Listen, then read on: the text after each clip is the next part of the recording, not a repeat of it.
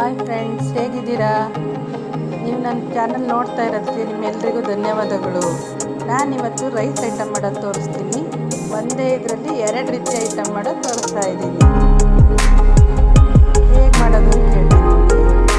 ಬೇಕಾದ ಸಾಮಾನು: ಸಾಸಿವೆ, ಜೀರಿಗೆ, ಉದ್ದಿನಬೇಳೆ, ಕಡಲೆಬೇಳೆ, ಶೇಂಗಾ ಬೀಜ, ಶುಂಠಿ ಬೆಳ್ಳುಳ್ಳಿ ಪೇಸ್ಟ್, ಕರ್ಬೇವಿನ ಸೊಪ್ಪು, ಚಕ್ಕೆ, ಲವಂಗ ಪುಡಿ, ಅಚ್ಕಾರದ ಪುಡಿ, ಅರಿಶಿನ ಪುಡಿ, ಹುಣಸೆಹಣ್ಣು ಹೆಚ್ಚಾಗಬೇಕು. ಹುಣಸೆಹಣ್ಣು ನೆನೆಸಿ ಅದನ್ನು ರಸ ತಗೊಂಡಿದ್ದೀನಿ. ಫಸ್ಟ್ ಹುಳಿ ಮಾಡೋಣ.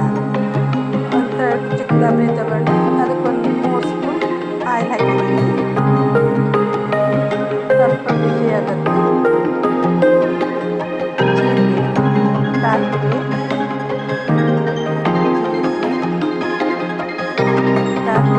ಸುರಿತಾ ಇದೆ ಪಟ ಪಟ ಅಂತ.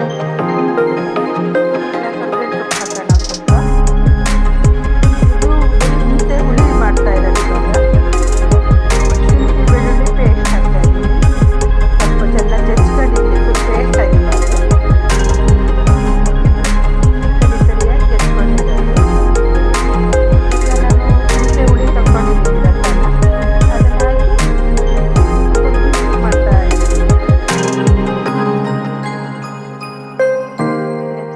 ಚೆನ್ನಾಗಿ ಸ್ವಲ್ಪ ಕುದಿ ಬರೋದು.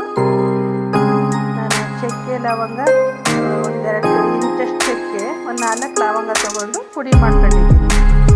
ಅದನ್ನ ಇವಾಗ ಹಾಕ್ತೀನಿ. ಎಲ್ಲ ಮಿಕ್ಸ್ ಮಾಡೋಣ.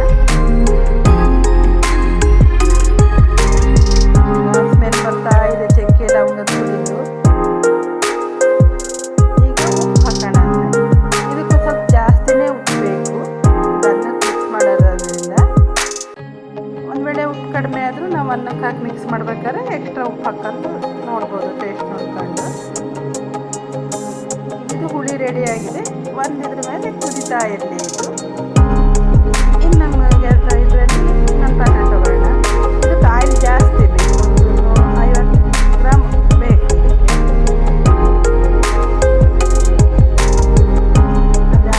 ಆಯಿಲ್ ಸ್ವಲ್ಪ ಕಾಯಿ. ನಾನು ಐಟಮ್ ಏನೇನು ಹಾಕೋದು ಅಂತ ಹೇಳ್ತೀನಿ. ನೀವು ಎಷ್ಟು ಕ್ವಾಂಟಿಟಿ ಬೇಕೋ ಅದಕ್ಕೆ ತಕ್ಕಾಗಿ ಮಿಕ್ಸ್ ಮಾಡ್ಕೊಬೇಕು. ಒಬ್ಬರಿಗೆ 2 ಜನ ಇರ್ತಾರೆ ಮನೆಯಲ್ಲಿ, ಎಷ್ಟು ಬೇಕೋ ಅಷ್ಟು ಮಿಕ್ಸ್ ಮಾಡ್ಕೊಬೇಕು. ಮಾಡಿಟ್ಕೊಂಡ್ರೆ ಒಂದು ವಾರ ಆದರೂ ಹಾಳಾಗಲ್ಲ. ಆಯಿಲ್ ಬಿಸಿಯಾಗಿದೆ. ಜೀರಿಗೆ ಹಾಕೋಣ. ಫಸ್ಟ್ ಸಾಸಿವೆ ಹಾಕೋಣ. ಬಿಸಿ ಆಯಿತು. ಪಟ ಪಟ ಸಿಡಿತಾ ಇದೆ. ಶೇಂಗಾ ಬೀಜ, ಕಡಲೆಬೇಳೆ,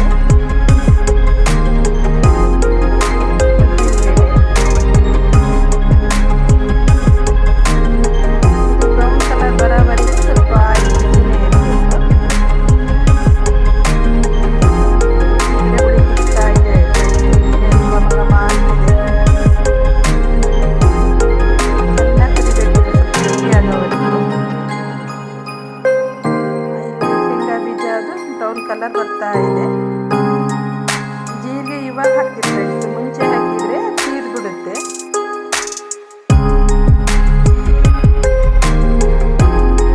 ಶೇಂಗಾ ಬೀಜ ಎಲ್ಲ ಬ್ರೌನ್ ಆಗುತ್ತೆ.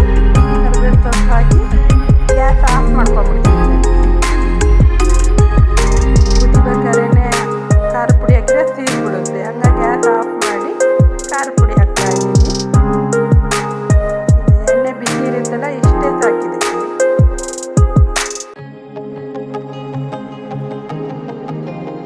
ಖಾರ ನಾವು ಎಷ್ಟು ಬೇಕೋ ಹಾಕೊಬೋದು. ಅರಿಶಿನ ಪುಡಿ ಹಾಕೋಣ. ಈಗ ಚೆನ್ನಾಗಿ ಮಿಕ್ಸ್ ಮಾಡಿಬಿಟ್ರೆ ಇದು ರೆಡಿ ಆಯಿತು. ಖಾರ ರೆಡಿ ಆಯಿತು. ಈ ಕಡೆ ಹುಳಿ ಕುದೀತಾ ಇದೆ. ನಾನು ಒಂದೇ ಇದರಲ್ಲಿ 2 ಥರ ರೈಸ್ ಮಾಡೋದು ತೋರಿಸ್ತೀನಿ ನಿಮಗೆ.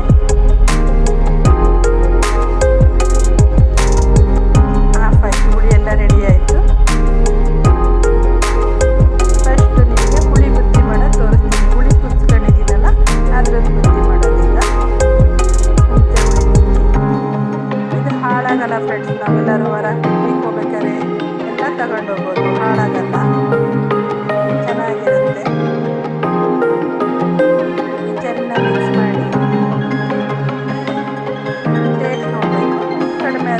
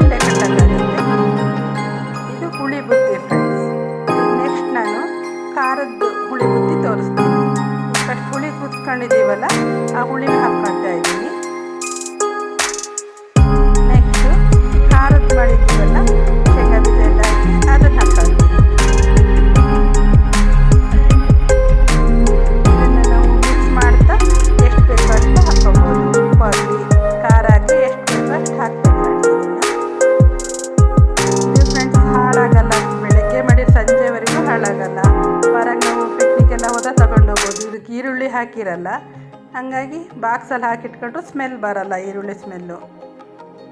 ಈ ಚಿತ್ರಾನ್ನ ಎಲ್ಲ ತಗೊಂಡು ಹೋದರೆ ಮಧ್ಯಾಹ್ನ ತಿನ್ನೋಷ್ಟರೊಳಗೆ ಸ್ಮೆಲ್ ಬಂದ್ಬಿಟ್ಟಿರುತ್ತೆ. ಇದಾದರೆ ಏನೂ ಆಗಲ್ಲ.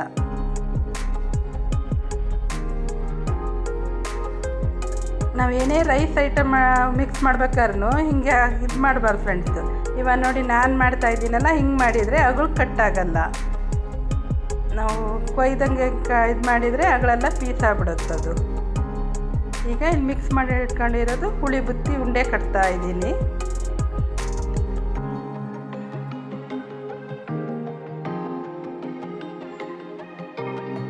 ಕೈಗೆ ಒಂದು ಸ್ವಲ್ಪ ನೀರು ಹಚ್ಕೊಂಡು ಕಟ್ಟಿದರೆ ಕೈಗೆ ಅಂಟಲ್ಲ ಬುತ್ತಿ ಕಟ್ಟಬೇಕಾದ್ರೆ. ನಿಮಗೆ ಒಂದೇ ದಿನ 2 ರೈಸ್ ಐಟಮ್ ಮಾಡೋದು ತೋರಿಸ್ತೀನಿ ಫ್ರೆಂಡ್. ನೀವು ನೋಡ್ಕೊಂಡು ಟೇಸ್ಟ್ ಹೇಗಿದೆ ಅಂತ ಹೇಳಿ ನಂಗೊಂದು ಲೈಕ್ ಕೊಡಬೇಕು, ಪ್ರೋತ್ಸಾಹ ಮಾಡಿ ಫ್ರೆಂಡ್ಸ್. ಎಲ್ಲ ನಮ್ಮ ಚಾನಲಿಗೆ ಸಬ್ಸ್ಕ್ರೈಬ್ ಆಗಿ. ಈಗ ಉಂಡೆ ಎಲ್ಲ ಕಟ್ಟಿದ್ದೀನಿ. ಈ ಉಂಡೆನ ಚಟ್ನಿ ಪುಡಿ ಜೊತೆ ತಿಂದರೆ ಚೆನ್ನಾಗಿರುತ್ತೆ. ನಾನು ಆಲ್ರೆಡಿ ಚಟ್ನಿ ಪುಡಿ ಮಾಡೋದು ಹೇಗೆ ಅಂತ ನಿಮಗೆ ಹಾಕಿದ್ದೀನಿ, ನೋಡಿ ಅದನ್ನು. 2 ರೀತಿ ರೈಸ್ ಐಟಮ್ ರೆಡಿ ಆಯಿತು. ಈರುಳ್ಳಿ ನೆಂಚ್ಕೊಳ್ತಾ ಇದನ್ನು ತಿಂದರೆ ತುಂಬ ಸೂಪರಾಗಿರುತ್ತೆ ಫ್ರೆಂಡ್ಸ್.